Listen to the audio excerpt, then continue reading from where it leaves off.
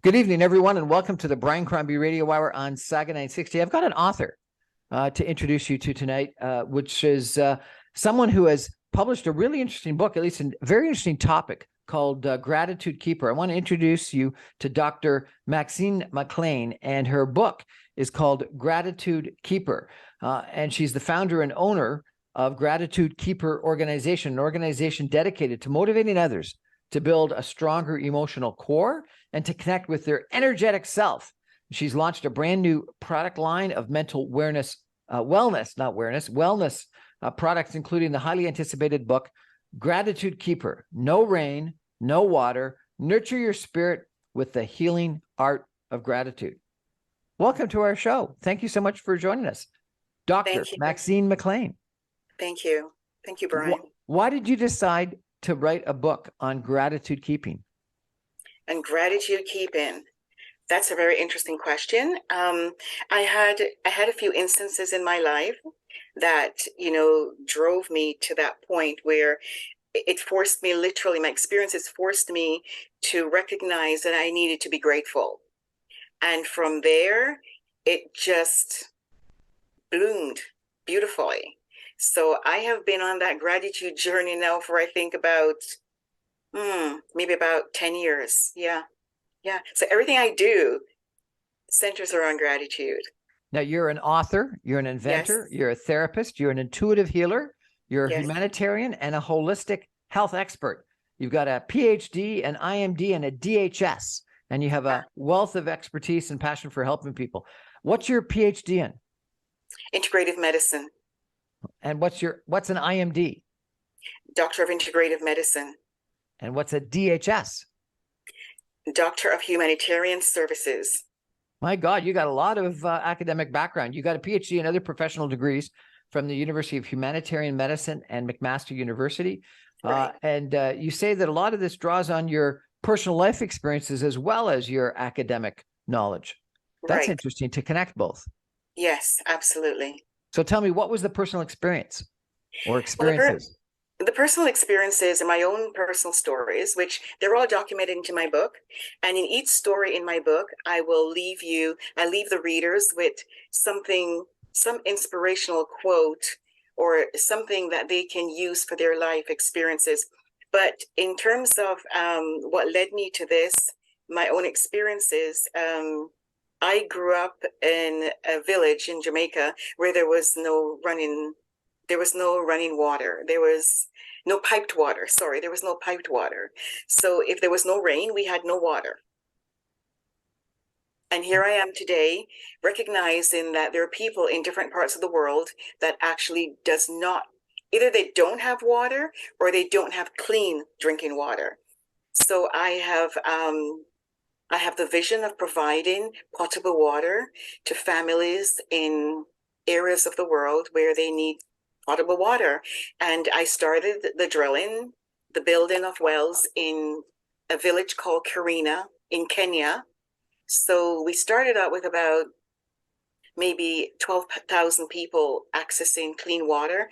And now it's grown tremendously to maybe over 30,000 people accessing clean water as a result of this work. And so your byline is that you transform your life with the power of gratitude. Yes. So because you're grateful that you left Jamaica and have running water now, that you want to I don't understand. Explain this to me. Well, it's about thinking positive and being consistent with that positive thought. Because when you continue to think positive, then the cells of your body will start to act on those positive thoughts. So energetically, you're thinking positive, and then that feeds that message on a cellular level, which affects us on a physical level. How do your thoughts impact your cells? How do your thoughts impact your cells? Well, the cells, get messages from our thoughts, right? And they just do the work in our body. I mean, when we were born, when you were in your mother's womb, you had no idea that what was being formed or what was happening. We know that the spinal cord was formed as a result of these cells in our body going about and doing what they needed to do, form all the organs in our body, and here we are, right? So on a cellular level, the cells get inspirations, they get the power through the electricity of our thoughts, and they act accordingly. So you're saying that you can actually impact your cells through thoughts. I thought it was just genetics that impacts the cells, but you're saying actually your thoughts can impact the cells. Your thoughts can also impact your cells, because our body is not just physical. We are energetic beings. We are electrically wired, so all these neurons in our body, they all operate on, they're all sparked by electricity in our body, and that helps our cells to communicate with each other and to move about and do what they need to do. Fascinating. And where can you get this book? You can buy it on Amazon, or you can buy it from my website, MaxineMcLean.com. Show us the cover, please. It's a beautiful book. It's very, very soft, velvety feel. And on the inside, it's printed on 100-pound silk paper. It's a very colorful book. Amazing. Gratitude Keeper is the name of the book. And Dr. Maxine McLean is the author, available on Amazon or on her website. We're going to take a break for some messages and be back in just 2 minutes, where we're going to delve more into, this wellness attitude, this gratitude, and how it helps us lead a better life. Stay with us, everybody.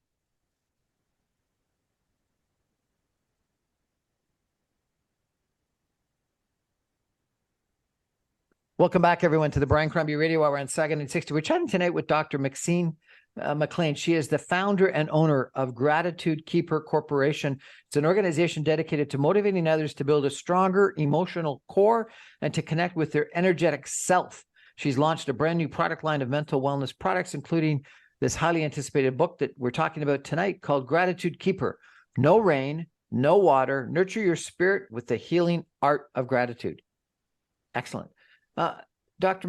Maxine, how do you nurture your spirit with the healing art of gratitude? Why is gratitude so important? Gratitude is important because when we, it's a little bit more in depth than just saying thank you. It's embodying the spirit of gratitude in everything we do, in everything we say, our actions, recognizing what the universe gives us, recognizing our daily awakening. And I think that's it, gratitude is powerful. It's been practiced for thousands of years. So some people journal, some people pray, some people meditate. How do you recognize your gratitude? Well, I write affirmations, inspirational quotes, and repeating it on a daily basis, recognizing what I have in my life, recognizing what we have in the universe. And in spite of all the negatives that surrounds us at times, there's always something positive to pick out of that and be grateful for. You say that you're passionate about assisting all demographics, but most importantly, I'm looking forward, you say, to connecting with our vulnerable youth. Our youth, young people are our future, but right now it appears they only have relationships with their cell phones. It would appear they move to the vibration of their phones, keeping them under their pillow at night, with them walking when they play and eat 24/7 in the palm of their hands. You want to spark their positivity and confidence to believe there's something greater than themselves, that they can recognize and embrace the fact that they are here for a purpose greater than self and that they do not need to move as the masses do. You want to inspire them to tap into their inner strength, confidence, and valor with the core of their being. It's interesting. I saw a show just yesterday that was saying that that TikTok is incredibly highly addictive, and it releases all these dopamine urges, and it's like taking over 5, 7, 10 hours a day of teenagers' lives. That's right. How do you think a book about gratitude is going to be able to get the interest of young people rather than TikTok? Now that's an interesting question. Um, I think my book is is a spark, just a spark to help ignite that fire within them. And then we follow up with the inspirational cards that I have written. And I think from that perspective, it's a tough one. It really is. It really is a tough one because you're right. TikTok and Instagram and all of them, they're highly addictive. But I think, with how I've written my experiences in the book and how it can be beneficial to helping them develop a better lifestyle, better habits, I think there is a good breakthrough here. I think it will spark, it will ignite the fire. Tell me a little bit about your own story. So, you grew up in Jamaica in a little village that didn't even have running water.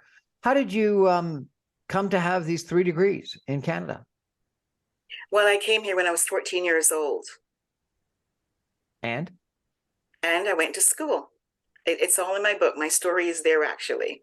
I went to school and slugged it out, and it was a difficult time, but I rose above the difficult situations and kept my focus and always wanted to rise higher, and I did.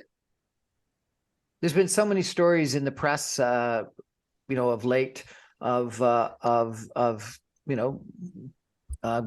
people from the Caribbean or wherever that end up being sort of streamed into general programs, being discouraged from doing well, not being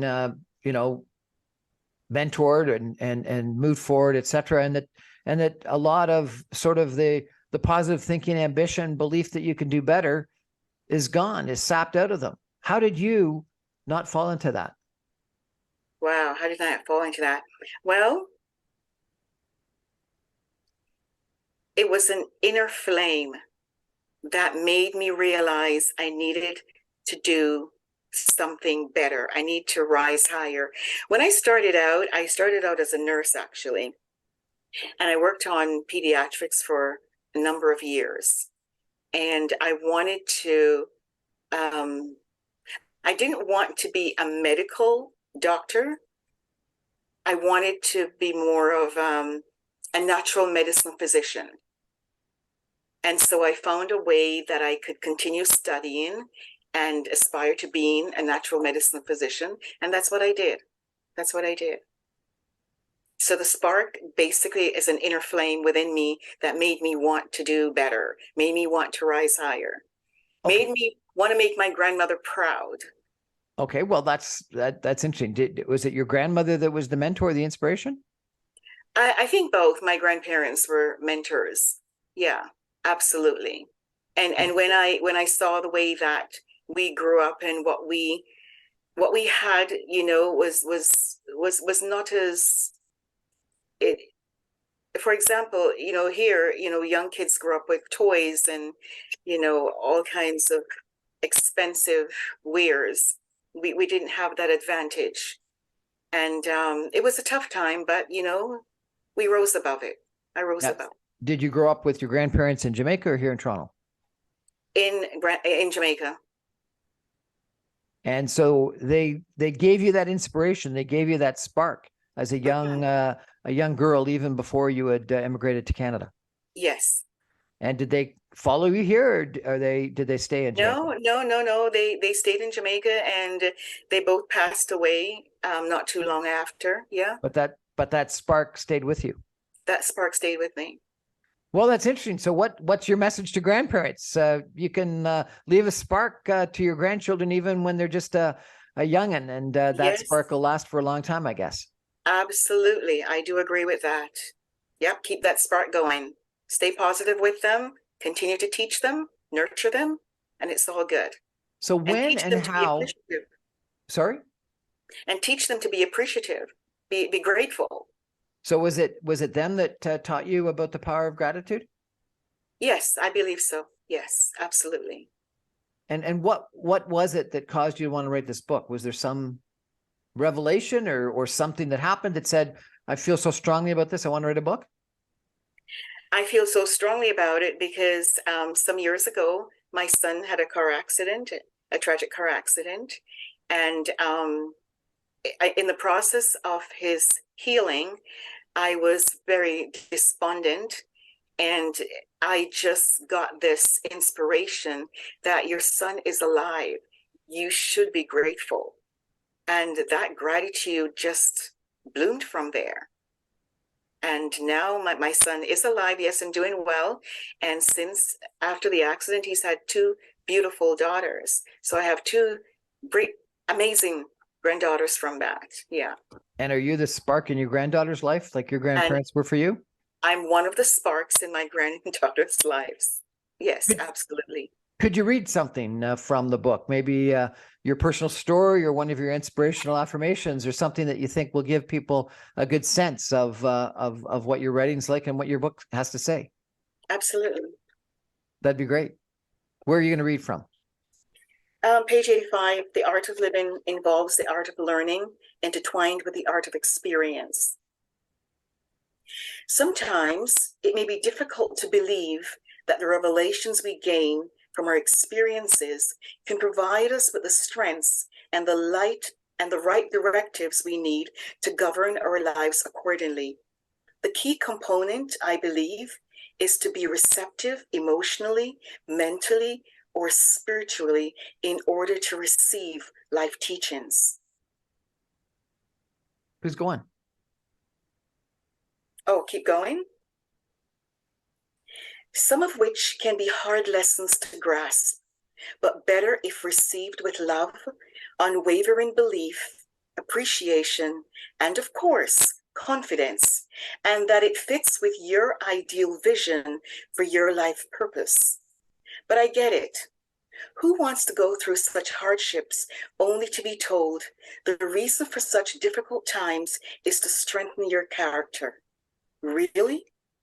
I understand if, after you reflect on this statement, there is hesitation in your spirit. I'm not discounting your feelings or the times when you felt a cloud of heaviness drifting over you, or that there are emotional triggers affecting you or suggesting that they shouldn't be affecting you. For me, I see it as this: the hard times are unavoidable. In order to survive them and live a quality life, my advice is to extract the inspiring images, positive feelings, and lessons learned as a means of strengthening your emotional core. Only you know who you are, your strengths, weaknesses, and tolerances. With that in mind, choose to take from life experiences what you need in order to make you feel whole. Metaphorically speaking, your life is your unique pack of puzzle pieces.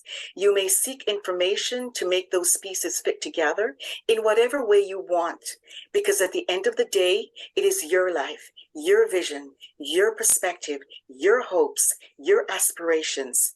You put together your life puzzle pieces, how you feel and how you are inspired. Well, that's really interesting. I take two things from that. Simplistically, I apologize because there's a lot more there, but sort of what I get is you talked about struggles and that you could get through those struggles, and that they were puzzle pieces that ended up creating you who you are today. So is that the old line about doesn't kill you makes us stronger, that we can learn from our problems? Makes you stronger. That's a good way of looking at it. Yes. Okay. But, yeah. And then the second is that that you choose so many things. You were talking about you choose who you are. You know, some people have this attitude of, you know, what is to be will be, that it's just going to happen. And other people believe, no, that, you know, what's going to happen is what you choose to happen, and it's all up to you. And you can manifest, and you can decide, and you can have a set a vision, you can set a strategy. And other people say, no, it's just, you know, que sera, sera, what's going to be will be, that there's not much you can do to influence things. So you're far more in the, you can choose, you can manifest. Yes, you can manifest, you can influence your living condition, your future, your life through the power of your thoughts. How did you come to this conclusion? Well, because I've proven it. I wanted to write a book. It was in my thoughts, and I wrote the book. I wanted to create inspirational packages to help young people, and I created them. I wanted to be a natural physician, and I did it. I wanted to have a platform where I can empower young people. I can empower people to think positively, and I did it. I achieved it. And what's your secret there? Do you write things down? Do you put them on a wall? Do you just journal them? When you set these visions, when you think about things, when you plan for these things, you write it down, you repeat it on a daily basis, Brian, and you keep it alive. You write it down, you repeat it on a daily basis, and you keep it alive. And you believe. Believing is key. It's important to believe that you can achieve it. Believing is key. Believing is key. It's that line that Ted Lasso had and the poster that he had on the wall of the clubhouse. Believe. Yeah, believing is key. What a pleasure to meet you. I look forward to reading the book and checking out your website. Thank you so much for joining us. It's a pleasure, Brian. Thank you. Remind us where we can get the book and show us the cover and read for us, if you could, the title. Gratitude Keeper, No Rain, No Water, Nurture Your Spirit, The Healing Art of Gratitude. It can be purchased at Amazon.com, Amazon.ca, or MaxineMcLean.com. Maxine McLean, thank you so much for joining us and inspiring us. I'm going to think about what I want. I'm going to write it down, and I'm going to make it real. I'm going to believe. Well, Brian, what would you want at this point in your life? Oh, we can't talk about that on the radio. Okay. But I do think actually that's another good point, is that sometimes you need to say things out loud too. That's yes, helpful, important. Absolutely. Thank you so much for joining us. That's our show for tonight, everybody. Good night. Okay.